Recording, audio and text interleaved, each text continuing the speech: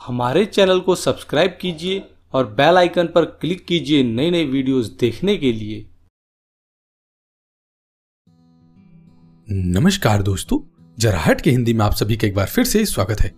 दोस्तों, 17 जनवरी के दिन साल की दूसरी एकादशी लग रही है। इस एकादशी को पौष पुत्रदा एकादशी के नाम से जाना जाता है। विवाहित लोगों के लिए बेहद खास है। आइए जानते हैं। पौष शुक्ल एकादशी को पुत्रदा एकादशी भी कहा गया है। वर्ष 2019 में पुत्रदा एकादशी 17 जनवरी गुरुवार को पड़ रही है।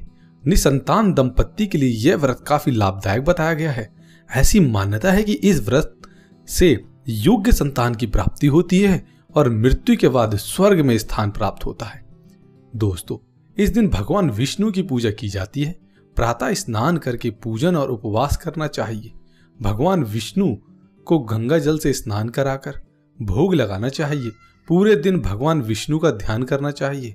भगवान नारायण के साथ लक्ष्मी जी की साधना भी करनी चाहिए। इस दिन बाल गोपाल की पूजा भी बेहद लाभकारी मानी जाती है। क्यों रखते हैं पुत्रदा एकादशी का व्रत? इसके पीछे क्या कारण है? दरअसल इस व्रत के नाम के जैसा ही इससे प्राप्त होने वाला फल भी है। जिन व्यक्तियों को संतान होने में बाधाएं आती हैं अथवा जो व्यक्ति पुत्र प्राप्ति की कामना करते हैं, उनके लिए पुत्रदा एकादशी का व्रत बहुत ही शुभदायक होता है। इसलिए संतान प्राप्ति के लिए इस व्रत को व्यक्ति विशेष को अवश्य करना चाहिए, जिससे मनोवांछित फलों की प्राप्ति हो सके। इस व्रत के प्रभाव से संतान की रक्षा भी होती है। इस व्रत की खास बात यह है कि यह स्त्री और पुरुष दोनों को समान रूप फल देता है। आइए अब जान लेते हैं इसकी व्रत कथा किस प्रकार से है। दोस्तों, भद्रावती नगर में राजा सुकेतु मान व उनकी पत्नी शव्या निवास करते थे। इस दंपत्ति की कोई संतान नहीं थी। दोनों को दिन रात यह चिंता सताती थी कि उनकी मृत्यु के बाद उन्हें अग्नि कौन देगा। इसी चिंता में दोनों दिन रात दुखी रहते थे। एक दिन राजा दुखी मन से वन में गए। राजा को मन में प्यास लगी। कुछ दूर भटकने पर उन्हें एक सरोवर दिखा।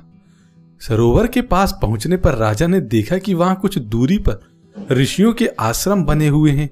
वहां बहुत से मुनि वेद पाठ कर रहे थे। राजा ने सरोवर से पानी पिया।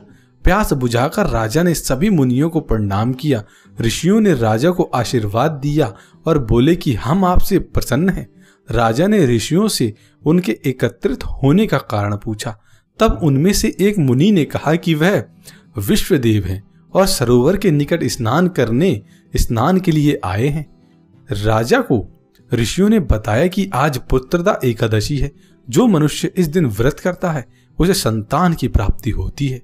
राजा ने मुनियों के कहे अनुसार पुत्रदा एकादशी का व्रत आरंभ किया और अगले दिन द्वादशी को पारण व्रत खोल लिया। व्रत के प्रभाव स्वरूप कुछ समय पश्चात रानी गर्भवती हुई और उन्हें योग्य संतान की प्राप्ति हुई। तो ये व्रत कथा थी। आइए जानते हैं पुत्रदा एकादशी व्रत में किस विधि से आपको पूजा करनी चाहिए। पूरे दिन उपवास रहकर शाम के समय कथा सुनने के बाद ही फलाहार करना चाहिए। इस दिन दीपदान करने का भी बहुत महत्व है।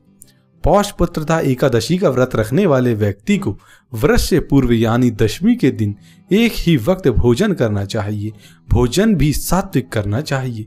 व्रत के दौरान संयमित और ब्रह्मचार्य के नियम का पालन भी करना चाहिए।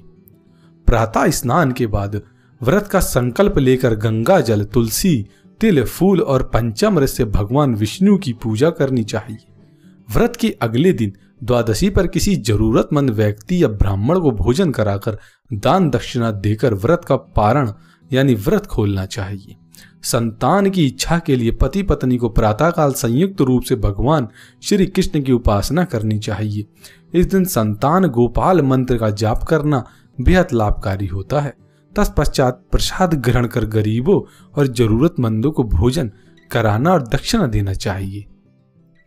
दोस्तों, इसका शुभ मुहूर्त किस प्रकार से है?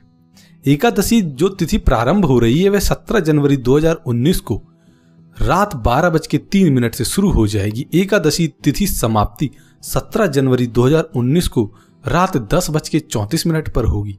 18 जनवरी को पारण यानी व्रत तोड़ने का समय प्रातः 7:18 से 9:23 के बीच में तोड़ सकते हैं।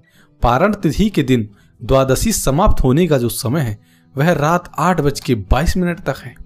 तो दोस्तों, आज हमने आपको पौष पुत्रता एकादशी की व्रत कथा, पूजा विधि एवं शुभ मुहूर्त बताया और इस व्रत को करने से संतान की प्राप्ति होती है यह भी आपको बताया। तो जो भी पति पत्नी संतान की इच्छा रखना चाहते हैं या रखते हैं